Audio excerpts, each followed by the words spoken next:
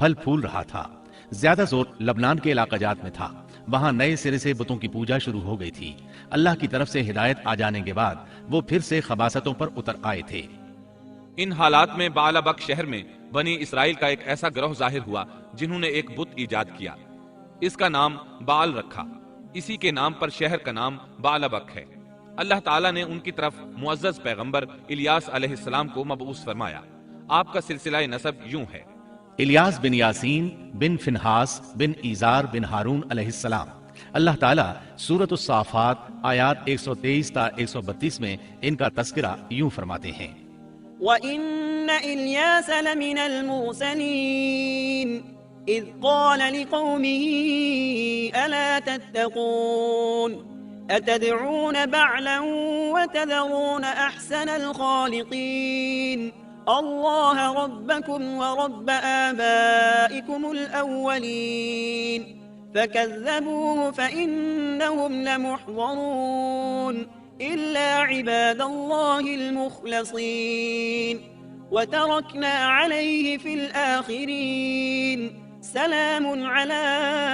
الْيَاسِينَ إِنَّا كَذَلِكَ نَجْزِي الْمُحْسِنِينَ إِنَّهُ مِنْ عِبَادِنَا الْمُؤْمِنِينَ۔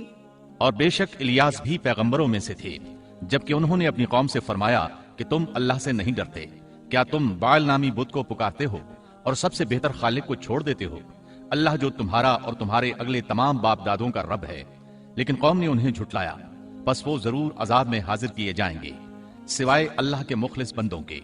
ہم نے الیاس کا ذکر خیر پچھلوں میں بھی باقی رکھا کہ الیاس پر سلام ہو، ہم نیکی کرنے والوں کو اسی طرح بدلہ دیتے ہیں، بے شک وہ ہمارے ایماندار بندوں میں سے تھا۔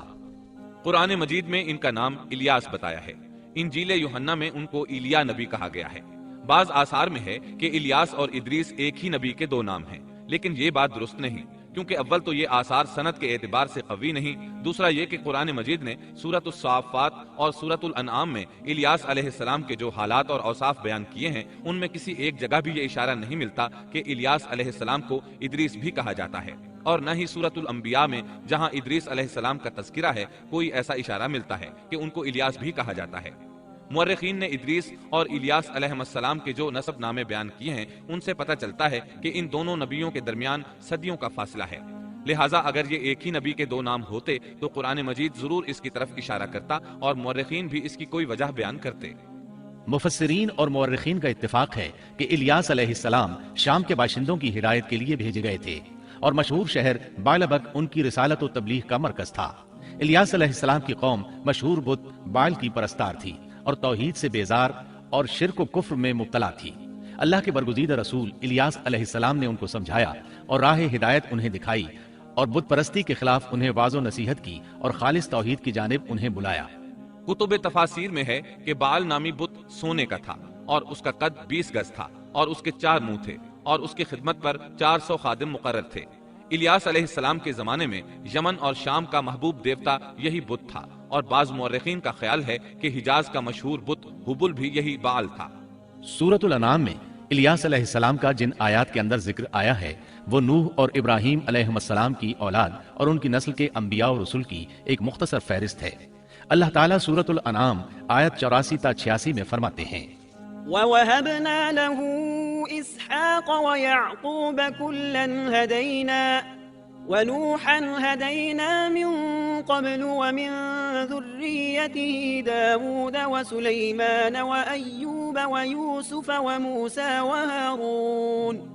وَكَذَلِكَ نَجْزِي الْمُحْسِنِينَ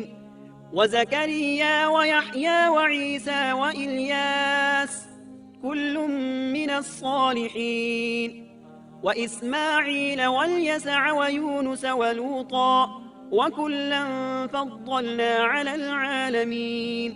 اور ہم نے ان کو اسحاق دیا اور یعقوب، ہر ایک کو ہم نے ہدایت کی، اور پہلے زمانے میں ہم نے نوح کو ہدایت کی، اور ان کی اولاد میں سے داود کو اور سلیمان کو اور ایوب کو اور یوسف کو اور موسیٰ کو اور ہارون کو، اور اسی طرح ہم نیک کام کرنے والوں کو جزا دیا کرتے ہیں، اور نیز زکریا کو اور یحییٰ کو اور عیسیٰ کو اور الیاس کو، یہ سب نیک لوگوں میں سے تھے۔ اور نیز اسماعیل کو اور یسع کو اور یونس کو اور لوط کو اور ان میں سے ہر ایک کو تمام جہان والوں پر ہم نے فضیلت دی۔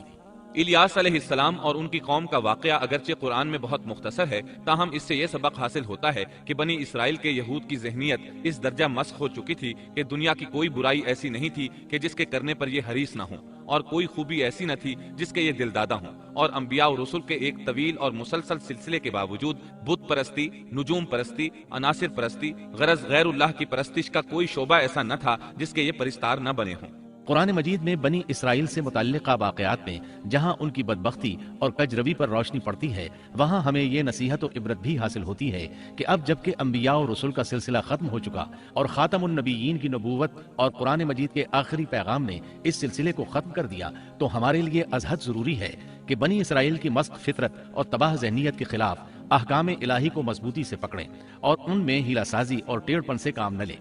ان کی خلاف ورزی کی جرات نہ کریں، اور ہمارا شیوا سپرد و تسلیم ہونا چاہیے، نہ کہ انکار و انحراف۔ اسلام کے یہی اور صرف یہی معنی ہے۔